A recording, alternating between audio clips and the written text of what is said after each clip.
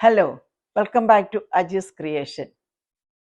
ഞാൻ ഫാദർ ബോബി ജോസ് കട്ടിക്കാടിൻ്റെ short stories എല്ലാം സ്മോൾ വീഡിയോ ആയിട്ട് അല്ലെങ്കിൽ ഷോർട്ട് വീഡിയോ ആയിട്ടാണ് ഇടാറ്. എന്നാൽ ഈ കഥ എനിക്ക് വളരെ പ്രിയപ്പെട്ടതാണ്. ഇത് എത്ര ചുരുക്കിയാലും അത് ഷോർട്ട് സ്റ്റോറി ആയിട്ട് പറയാനും പറ്റുന്നില്ല. അതുകൊണ്ട് ഞാനിത് ലോങ് വീഡിയോ ആയിട്ട് ഇറക്കുകയാണ്. ഇതിൻ്റെ തീവ്രത ഒട്ടും പോകാതിരിക്കാൻ വായിക്കുകയുമാണ് ചെയ്യുന്നത്.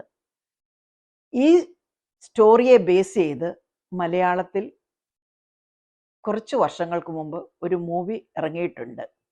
അത് നിങ്ങൾ പലരും കണ്ടിരിക്കുകയും ചെയ്യും. ഇത് താക്കോൽ എന്ന ബുക്കിൽ നിന്നുള്ളതാണ്.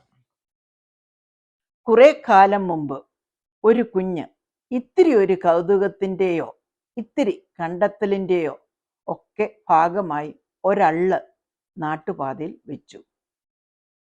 കൃത്യമായി ഒരു കാറ് വന്ന് കയറി. ടയർ പൊട്ടി. കുട്ടി അത്രയൊന്നും പ്രതീക്ഷിച്ചില്ല. കുട്ടി പതുക്കെ അടുത്തു വന്നപ്പോൾ മനസ്സിലാവുന്നുണ്ട്, ഒരു വയോധികനാണ് വണ്ടി ഓടിക്കുന്നത്. പുറകിലത്തെ സീറ്റിൽ ഒരു വൃദ്ധയുണ്ട്. അയാൾ ആരോടുന്നില്ലാതെ പറയുകയാണ്, ഞാനിപ്പോൾ എന്ത് ചെയ്യാനാണ്?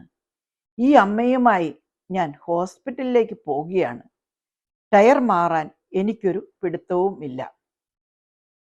പിന്നെ ആരുടെയൊക്കെയോ സഹായം കൊണ്ട് 2 മണിക്കൂറിൻ്റെ വ്യത്യാസത്തിൽ ടയർ മാറുന്നു.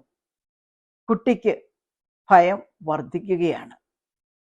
ഈ അമ്മയ്ക്ക് എന്തെങ്കിലും സംഭവിച്ചാലോ? ഈ കാറിന് പുറകെ കുട്ടി സൈക്കിൾ ചവിട്ടി പോകുന്നു.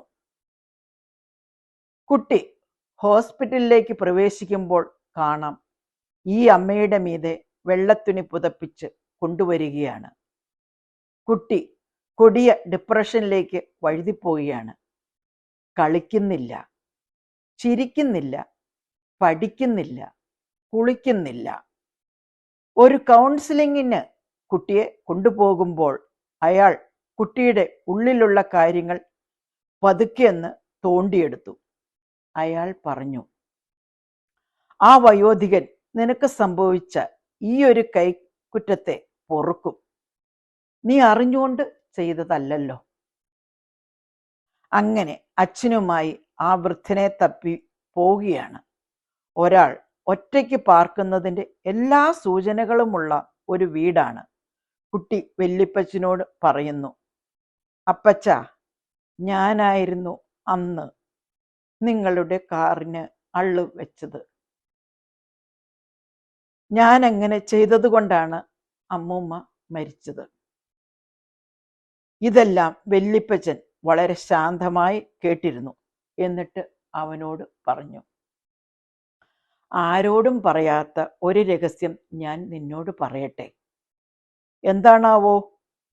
അമ്മയെ ആശുപത്രിയിലേക്ക് കൊണ്ടുപോകുമ്പോൾ തന്നെ അവർ മരിച്ചിട്ടുണ്ടായിരുന്നു. പിന്നെ ഡോക്ടറെ കണ്ട് ഒന്ന് കൺഫേം ചെയ്യുന്നതിൻ്റെ ഭാഗമായി കൊണ്ടുപോയതാണ്. നീ നന്നായി പഠിക്കണം.